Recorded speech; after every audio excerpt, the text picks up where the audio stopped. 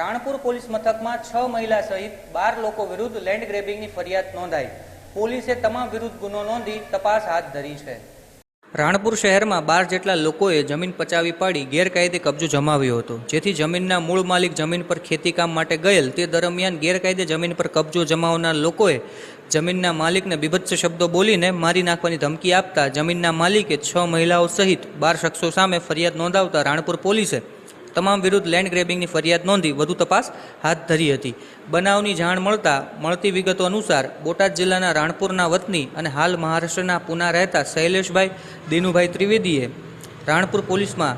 જીવણ નરસિંહભાઈ મેઘાણી, તખુબેન લાલજીભાઈ મેઘાણી, પાર્વતીબેન લાલજીભાઈ મેઘાણી, પ્રભાબેન લાલજીભાઈ મેઘાણી, ગીતાબેન લાલજીભાઈ મેઘાણી, ગિરીશભાઈ લાલજીભાઈ મેઘાણી, કલ્પેશભાઈ લાલજીભાઈ મેઘાણી, મગનભાઈ જીવણભાઈ મેઘાણી, ધનજીભાઈ જીવણભાઈ મેઘાણી,